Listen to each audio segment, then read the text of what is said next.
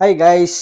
What's up mga kasimpol? For today's video mga kasimpol ay katatapos ko lang kumain at naman ay tayo ay maghuhugas naman ako ng mga plato dito mga kasimpol. Ito na po yung plato, hugasan ko lang mga kasimpol para makapahinga na naman tayo ng maaga dahil kagabi ay nako, gahapon yung aking tulog, konti lang mga kasimpol kaya ngayon babawi tayo ng tulog. Medyo maaga tayo nakatapos ng trabaho ng gawain ng bahay mga kasimpol. Ito ay katatapos ko lang kumain. At ngayon, ito naman ang ating tatrabahoin ngayon. Maghuhugas ako ng plato dito mga kasimpol. Medyo madali lang po to dahil konti lang po yung ating huhugasan ngayon. Dahil kagabi lang po to mga kasimpol. Yung baona ng aking anak. Tapos pag-uwi nila galing sa school, di po sila kumain ng kanin, kundi nagtinapay lang po mga kasimpol. Yung may binili akong tinapay, yun lang po yung inubi nila. Ginawa nilang parang pizza, nilagyan ng cheese at saka tawag nung ano yan? Anong tawag nung yung karning parang ham, anong tawag nung? Nakalimutan ko yung tawag nun mga kasimpol. Yan po yung ginawa nila. Ngayon, konti lang yung plato na aking huhugasan. Yan lang po yung kinainan nila kaninang umaga. At saka yung aking baon at yung aking kinainan din kagabi. Kumain ako bago ako umalis mga kasimpol. Papunta sa trabaho. Yung kumain ako ng kanin. Para hindi na mag tinapay sa dala. Dahil mahirap ngayon, ay doon sa aming pinagkuhanan, binabawal na yung magdala ng bag doon sa pinagtatrabahoan talaga sa pwesto. Kailangan yung bag mo ay makalagay na po sa locker.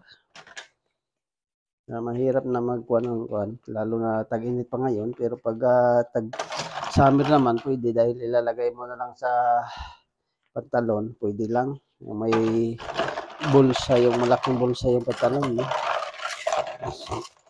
Pwede doon ilagay, pero ngayon dahil mainit, nag-short lang kami. Short pan lang yung ginagamit muna namin.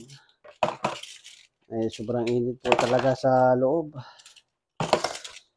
Kaya hindi na makapagkuha ng tinapay sa loob. Dala. Kaya kumain na lang ako ng kanin bago umalis dito. Pero yun ba, kung pwede naman na magdala ng tinapay, kain ka muna ng tinapay dun sa labas bago papasok.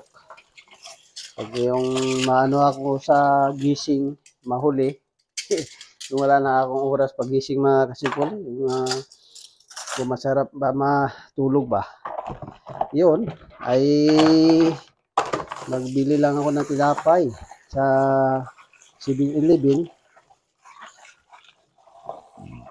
Dahil dadaan naman talaga yung bus sa sa 7-Eleven. Kung dito sa tawag nila dito mga kasimpol ay convenience.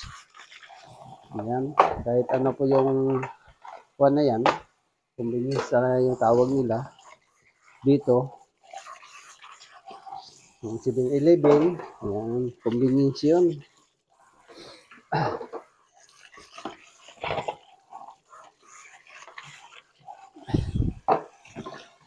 Kaya ngayon ay kakain na lang para wala nang gastos. Kain na lang ng hapunan muna dito sa bahay bago aalis. Pag tinapay, lagi kang tinapay araw-araw, magastos mga kasimpol. Kailangan po tayo budget talaga. Wala nang kulang-kulang yung sahod natin. Tamang-tama lang sa padala.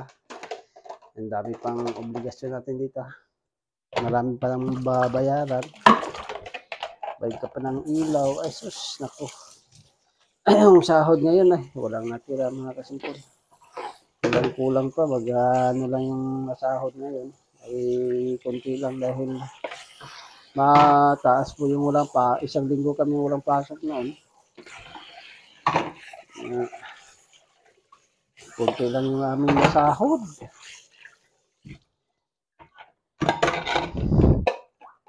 Kailangan namin kuwan talaga.